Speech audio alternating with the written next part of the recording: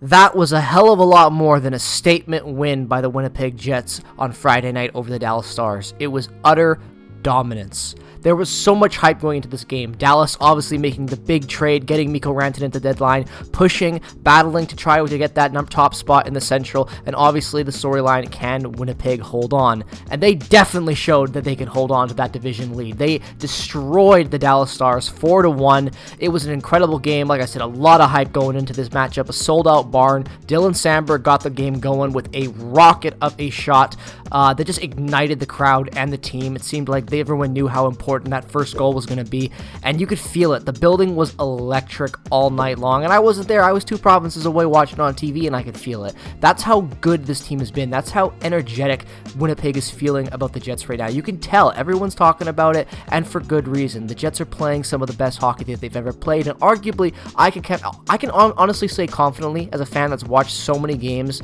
almost every game for years now, that was one of the best games of hockey I've seen the Jets play in a very, very long time. Almost everything about it was perfect. The passing was incredible. That play there you just saw from Kyle Connor and Josh Morrissey, that give-and-go goal was incredible and electric to watch. The chemistry that Josh Morrissey has with so many players on this team just goes to show why he's one of the most important players on this team and one of the best defensemen in the NHL, with how he can be so responsibly defensively, but then jump in the rush like that, handle the puck under pressure, find Kyle Connor still in that situation to find that perfect pass and get it over to him for the quick release. What an absolute incredible goal. You love to see it.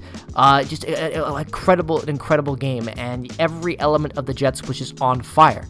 Like, there was not a single weak spot on this team. And the thing is, as well, is that, like, this team wasn't, this was an interesting game going into without the hype. You had the additions of Brendan Tanev, you have Luke Schenn playing now, but you also have, the issues with, Neil Pionk being out. Like, we'll talk about that. Like, there were a lot of storylines going into this game, and the way the Jets just utterly dominated Dallas all night long was incredible. Like, that goal that Dallas even scored was just like a weird goal that I don't think Helly was expecting the shot. He just wasn't covering, just didn't get over fast. It was a weird play, something that you don't see from Hellebuck. And other than that, it was just a pure and incredible game. Like, you look at how good the Jets were over Dallas as well, just the charts, and then you look at that analytics metric for the Jets. Almost everybody was perfect. And Luke Schenn tonight, I think Eric Howardchuk summed it up perfectly. He looked incredible tonight. He stepped up big. Now, obviously, Dylan Samberg is a big reason for why Luke Schenn looked the way he did. I'm not saying Luke Schenn was shit and Dylan Samberg made up for him, but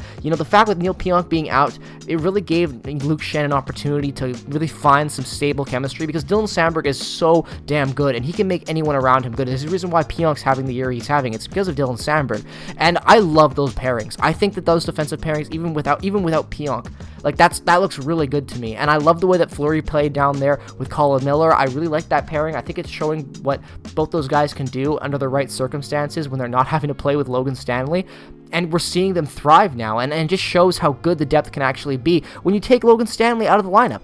This is what I've been talking about all year long. If you take Logan Stanley out and you make a couple of changes, you get amazing play. And when you add these additions that the Jets have, I know the Jets didn't get the shiny additions. I was upset about that. They didn't get those big ads, but Tanev and Schenn have been incredible. And credit to Arniel, honestly, for finally making the right decision and taking Stanley out of the lineup and not being a bonehead and being stubborn and keeping him in. That's what I talked about in the last video. If Arniel wants to separate himself from Bonus, he has to be able to look at his mistakes and adjust the line accordingly. And I think when you look at these lines right now, everything's working out great. Morgan Barron's electric. He's scoring goals. He's looking great out there. Brendan Tanev has got that entire bottom six looking a lot more edged up.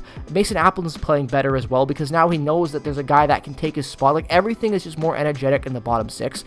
And the defense is very, very, very stable right now, and that's without Neil Pionk. I know it was only a one-game sample size, but the Jets looked amazing, and Dallas was supposed to be this hungry team.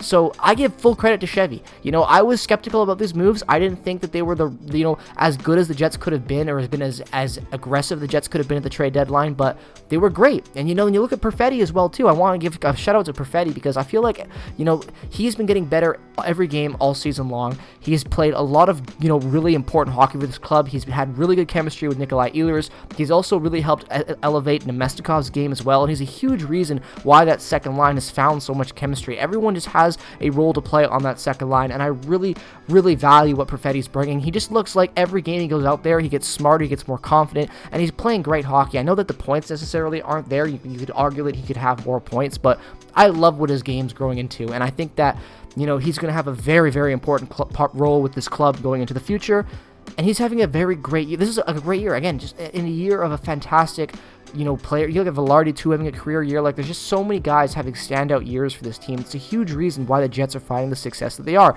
And, you know, talking about elite players, let's talk about Kyle Connor. He was fantastic in that Dallas game, but that's nothing new. 84 points in 67 games. The guy's incredible. 35th goal in the season already.